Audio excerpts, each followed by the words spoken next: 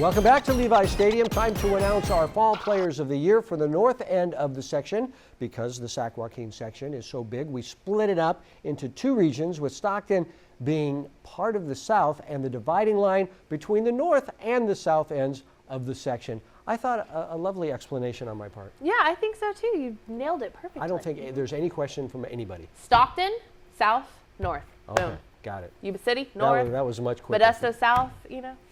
So we have 10 awards in total between the north and the south. Let's meet the players who brought home the north accolades. We kick off awards season with ballers and scholars alike. This star-studded quintet makes up our Fall Players of the Year from the north. Arthur Dreger, Liberty Ranch. The North's all-around player of the year was the only player in the section's top 10 in both rushing yards and defensive tackles. Drager tallied at least 100 rushing yards and 1 touchdown in every game this season, while adding 20 tackles for loss, 3 sacks, 2 interceptions, and a blocked field goal. I wanted to be out there every second I could. I love being out there for my team and for myself, having fun. So, is there a preference for offense or defense? I prefer offense because I feel like I can help my team out more there, and the hits aren't as painful to take. I feel like giving hits on defense hurts more. I don't know, it's kind of strange.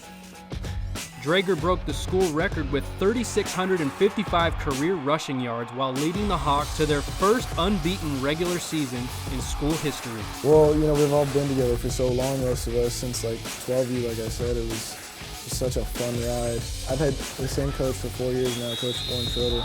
Just a great coach, makes me love football. Austin Mack, Folsom High School. The 6'6" quarterback helped the Bulldogs repeat as D1 section champs and had Folsom competing for another NorCal title with an efficient statistical season. Mack led the section with nearly 3,500 passing yards while completing 70% of his passes for 40 touchdowns. But the stat he's most focused with is the W. That's one thing about me. I don't really pay attention to stats like that. So I know a ton of people that are really know their stats week to week, but me, I really just play the game. But I kind of struggled when I got pulled up last year, and then really having that whole off season with my whole offense, my whole defense, my whole team, coaches. It was really the difference.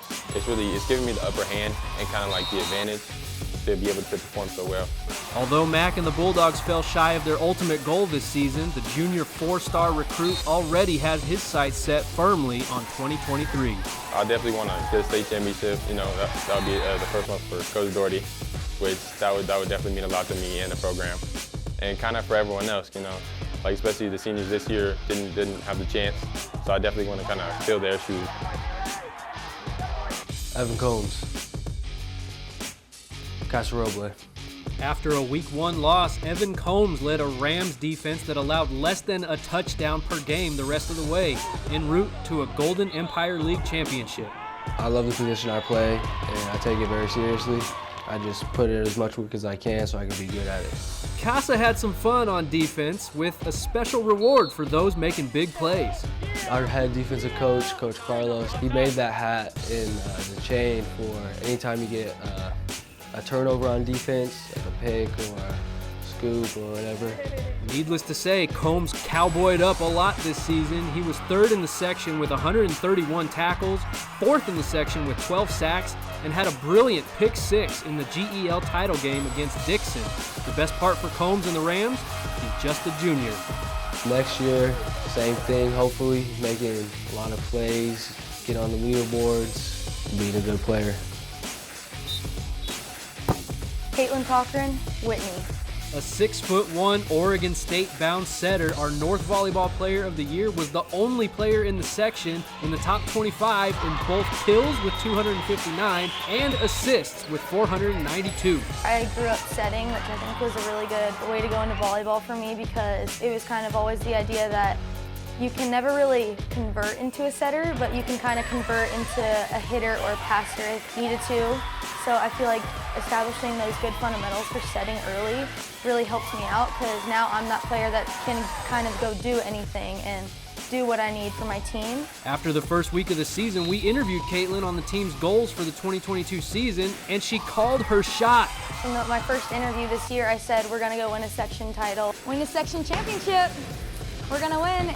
to be able to do that after was just really cool. I feel like from the start we were all super motivated. I feel like that was just a really cool thing to see, that we stayed with our goal and everyone stayed motivated throughout the whole time. Avery Mall, Granite Bay. Our North Scholar Athlete of the Year is Avery Mall from Granite Bay Water Polo. A UC Santa Barbara commit, Avery sported a robust 4.75 GPA during polo season and has a cumulative 4.5 GPA for her entire scholastic career at Granite Bay. Something for Mall that's a point of pride. I was really excited about that.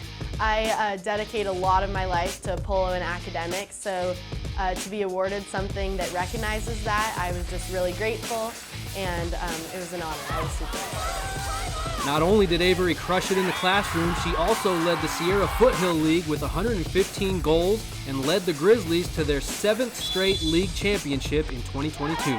That's something I've been looking forward to since my freshman year. And obviously it means a lot to just keep that legacy going and build it for the underclassmen and just be able to serve as a representation of what Granite Bay can be and just set that baseline and keep us competitive. So it meant a lot to end my senior year on that high note.